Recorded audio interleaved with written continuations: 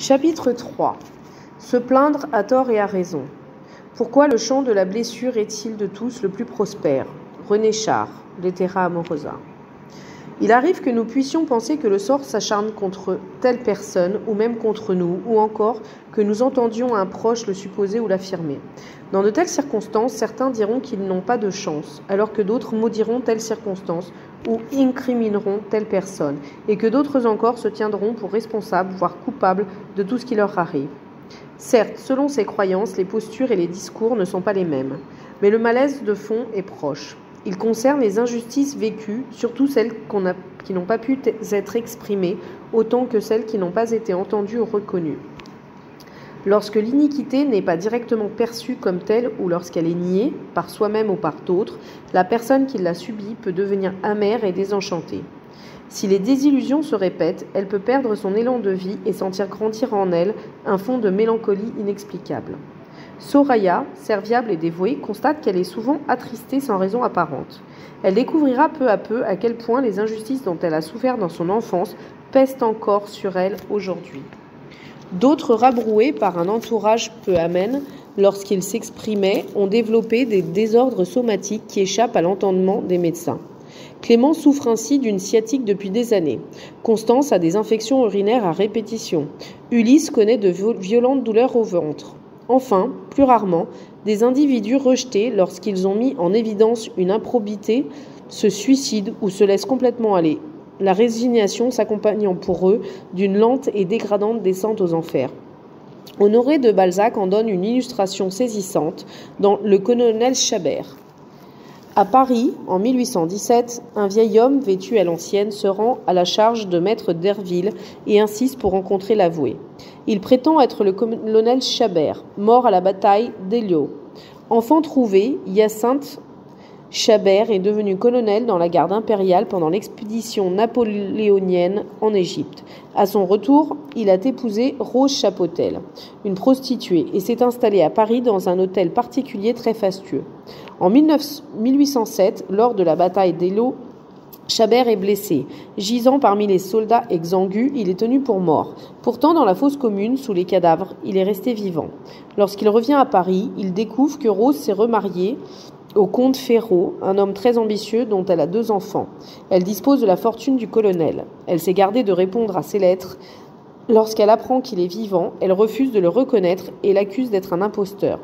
Maître Derville accepte de défendre les droits du colonel Chabert qui souhaite légitimement retrouver ses biens, au moins pour partie, et renouer avec sa femme si elle accepte.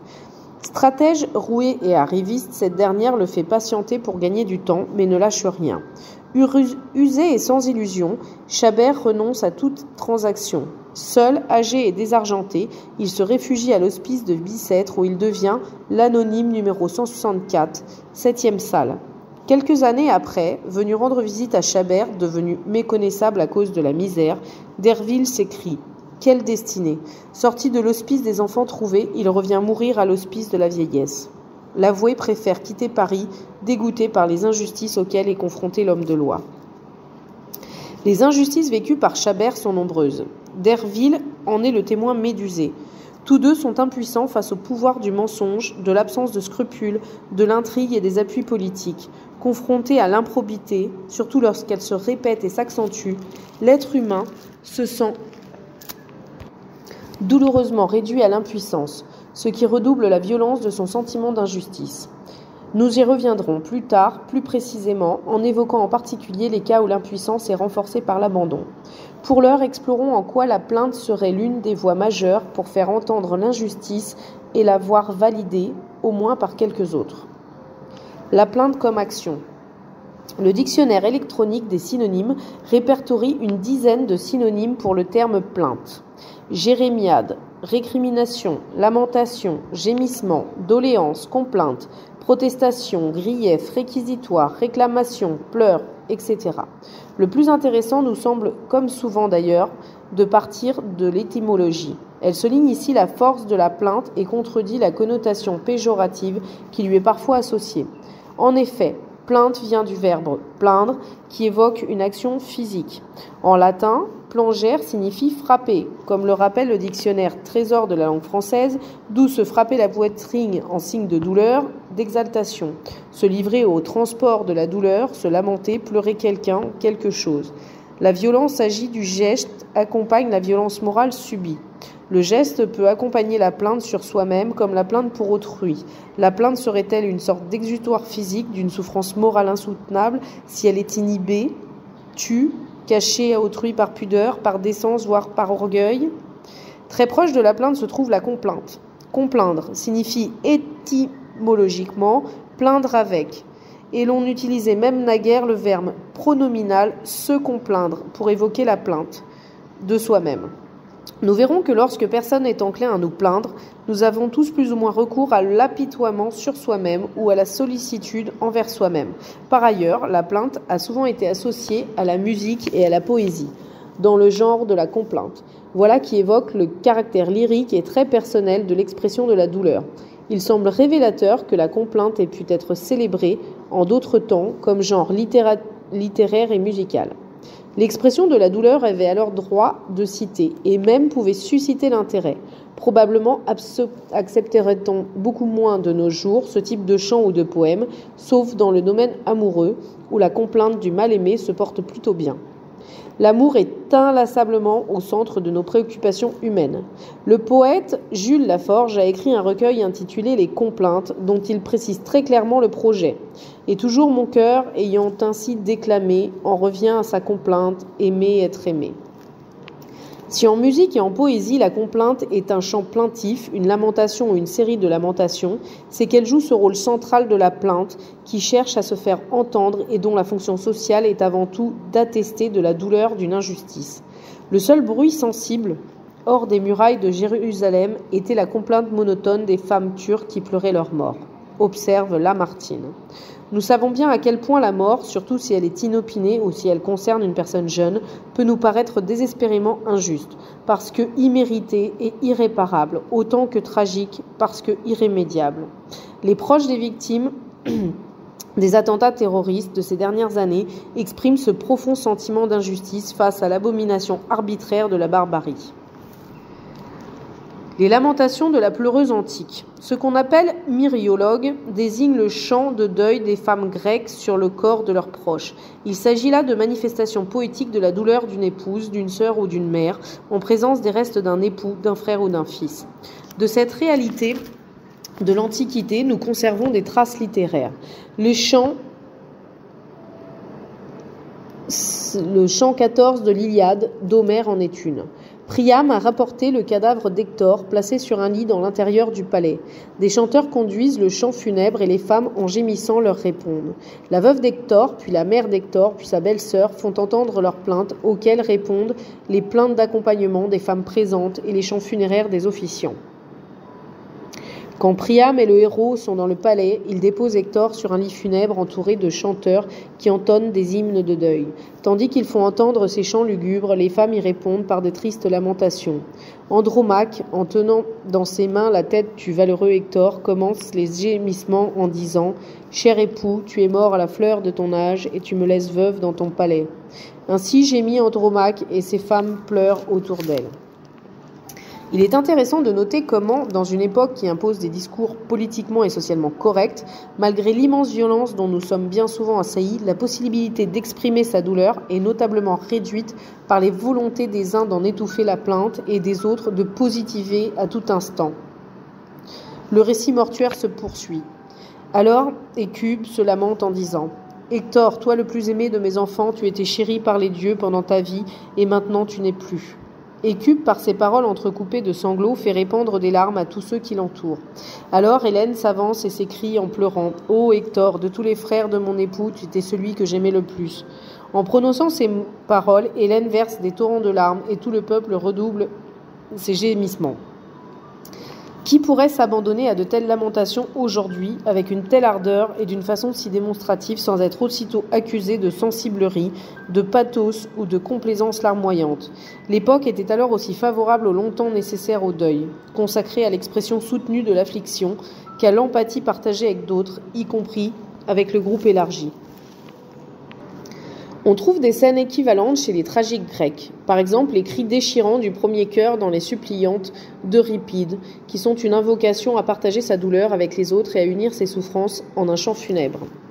Lorsque les gémissements et les lamentations sont favorisés et même encouragés, ils jouent le rôle d'un important soutien communautaire aux personnes éplorées.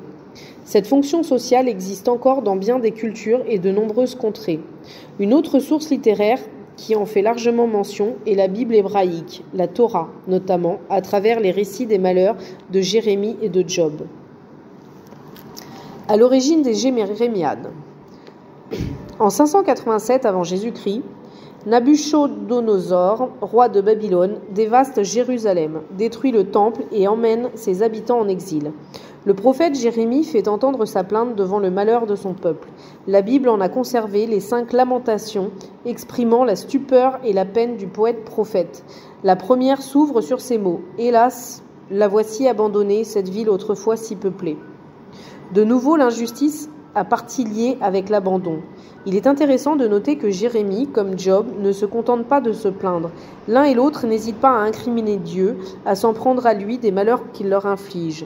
Voilà un bel exemple de la plainte comme activité, comme action menée face à l'adversité pour ne pas s'effondrer. Même dans la plainte, il ne s'abandonne pas au désespoir, il garde confiance. Chez Jérémie comme chez Job, la violence trouve sa place dans l'expression du regret d'être né. C'est là un point central, commun à toutes les grandes plaintes tragiques. Elle s'accompagne de malédictions portées sur la naissance ou de regrets la concernant. Dans le premier discours de Job à ses amis, il s'écrit « Périsse le jour où je fus enfanté, et la nuit qui a dit « Un homme a été conçu ». Job 3. Jérémie, quant à lui, s'exclame « Maudit le jour où je suis né, maudit l'homme qui annonça à mon père un fils aîné ». Jérémie 10, 14, 15. Chez Job, même plainte et même cri d'incompréhension que chez Jérémie, après que Dieu lui a infligé toute une série d'épreuves. Il a tout perdu, ses enfants et ses biens. Il est atteint d'une maladie de peau et même sa femme lui donne comme seul conseil de maudire Dieu et de mourir. Job transforme la plainte en révolte et en défi. La déréliction comme plainte fondamentale. La déréliction, du latin derelictio, abandon, désigne un sentiment d'abandon absolu qui s'applique plus particulièrement à l'impression de solitude spirituelle. On peut se demander à juste titre si le dernier cri du Christ, Lama sabachthani, mon Père, pourquoi m'as-tu abandonné, est une plainte, une protestation ou une interrogation. On trouve la plainte chez Matthieu, verset 46, Jésus s'écria d'une voix forte, Eli, Eli, lama sabachthani, c'est-à-dire mon Dieu, pourquoi m'as-tu abandonné, ainsi que chez Marc, 15:34. Comme dans la plainte tragique ou dans les lamentations bibliques, nous retrouvons la force révoltée de l'invocation qui fait de tous les plaignants des êtres agissants, loin des stéréotypes d'inertie ou de laisser-aller, qui leur sont assignés le plus souvent.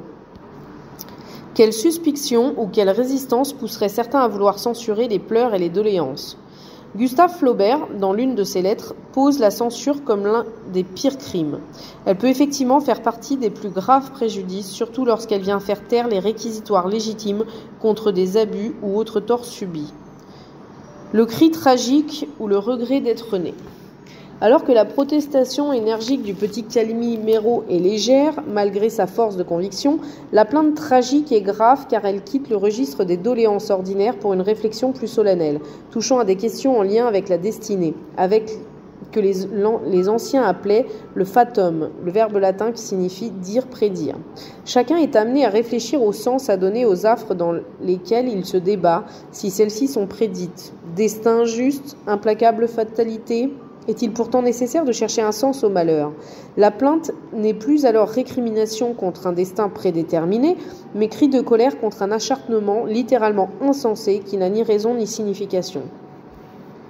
Si les déboires du quotidien nous rapprochent du petit poussin indigné, les temps troublés et violents que nous vivons ne peuvent que nous mettre également en résonance avec une dimension tragique fondamentale. Dans la conclusion de son livre sur Tibère, Et Tiberius, Marie-France de Palacio revient sur le cri tragique fondamental comme regret d'être né. Le XXe siècle et le début du XXIe siècle sont malheureusement riches en effroyables tragédies. L'auteur pointe avec justesse qu'une tragédie de l'histoire personnelle ou familiale rappelle toutes les tragédies de la grande histoire de l'humanité. Peut-être chaque injustice vient-elle réveiller la douleur des injustices passées au point de faire grandir un désespoir tel que pour tout un chacun, le seul souhait envisageable pour s'en extraire serait de ne pas être né. Vraiment, le destin du monde est tragique. Sophocle ne fait-il pas éclater cette puissante plainte du cœur dans Oedipe à Colonne ? Il n'y a pas de plus grand souhait à formuler que de ne jamais être né. Nietzsche rappelle, dans Humain trop humain, le paradoxe de Calderon. Le plus grand crime de l'homme est d'être né. Et surtout dans La naissance de la tragédie, 1872, avait programmé par la voix du vieux Silène s'adressant à Midas, « Ce que tu dois préférer à tout, c'est pour toi l'impossible, c'est de n'être pas né, de ne pas être, d'être néant. » On retrouve bien ici les relations entre pensée du néant et tragique. Vouloir mourir ne suffit pas car cela n'effacerait pas l'injure commise, qui est irrévocable. Seul l'anéantissement, par le fait de ne pas être né, pourrait en faire disparaître l'ignominie. Au passage, il est intéressant de constater que le mot « injure » a pour racine le terme latin « injuria » qui signifie injustice, tort ou dommage. La plainte, preuve de sensibilité. De Diderot et Rousseau à Proust, la capacité à exprimer son affliction ou sa détresse est le signe évident de sa sensibilité. Partout en Europe, les écrivains, poètes et musiciens romantiques en ont fait leur credo. Parmi eux, François-René de Chateaubriand apporte un éclairage intéressant en rapprochant la plainte du doute, du désir et même de la timidité. Ne serait-ce point que les âmes tendres et tristes sont naturellement portées à se plaindre, à désirer, à douter, à exprimer avec une sorte de timidité, et que la plainte, le désir, le doute et la timidité sont des privations de quelque chose. Il met également en valeur la capacité à percevoir les souffrances des autres. En effet, ne pas ignorer les maux qui touchent autrui est le signe patent d'une vraie sensibilité. Chateaubriand donne dans la suite du texte une belle leçon d'éducation humaniste en insistant sur l'importance, pour l'expression sensible, de ce qui peut sembler négatif.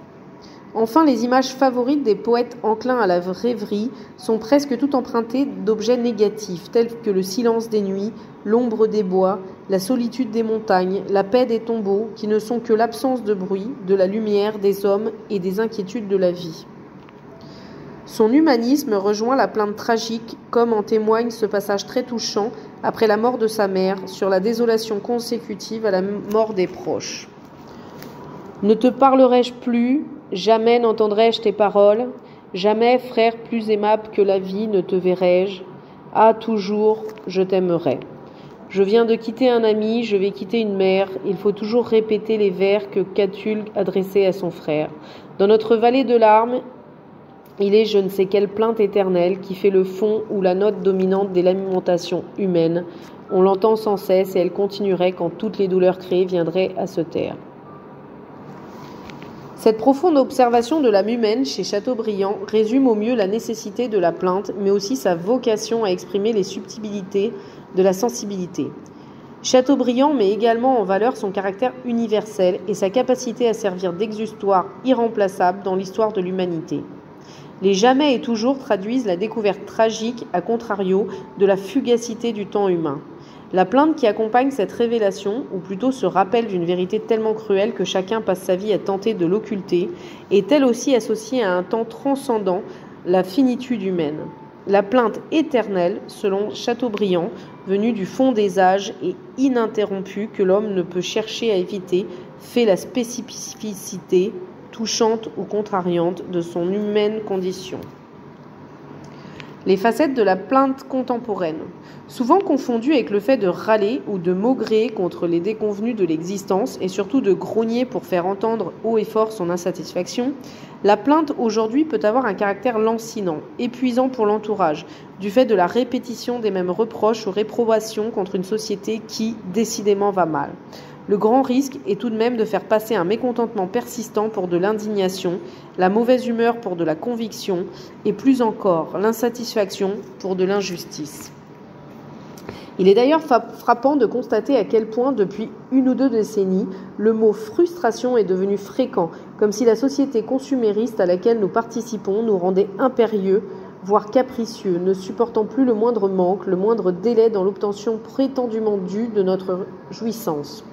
La plainte pour un oui ou pour un non, souvent pour peu de choses, présente un puissant effet d'entraînement qui servirait presque de justification au comportement infantile qui la caractérise. Une telle systématisation de la plainte pourrait faire réellement sourire si au moins ceux qui s'en emparaient pour dire leur malaise faisaient appel à un peu d'humour et de dérision bienveillante envers eux-mêmes. À son père qui lui a fait remarquer qu'il se plaint beaucoup depuis quelque temps, un jeune étudiant répond « À la fac, tout le monde se plaint tout le temps. Dans le bus, après les cours, c'est encore pire. Pendant une demi-heure, j'entends les plaintes de tout le monde. Cela ne m'aide pas à arrêter de me plaindre. » Pris dans la masse insatisfaite, l'individu pourrait-il n'être qu'insatisfait ? En dehors des injustices réelles, il existe effectivement tant d'occasions de se plaindre, des attentes déçues, des efforts non récompensés, de véritables détresses morales ou souffrances physiques, un spleen qui s'installe, les épreuves de la vie, y compris la maladie et le vieillissement, la lassitude ou l'épuisement, les aléas de l'existence, les accumulations de difficultés, etc., etc. Différentes plaintes. À partir des témoignages recueillis lors de l'enquête et de l'écoute des patients en psychanalyse, j'ai pu repérer plusieurs formes de plaintes sur lesquelles nous reviendrons au cours des prochains chapitres. « Regarde-moi » sert à se mettre en valeur et attirer l'attention. « Allez, plains-moi » permet de forcer la commisération des autres, vite taxés d'ingratitude s'ils ne montrent pas assez d'empressement et de compassion. « Mon cinéma personnel » ou mon cinéma familial vise à mettre en scène une problématique sous-jacente, un malaise hérité de ses parents ou le modèle relationnel prégnant dans sa famille.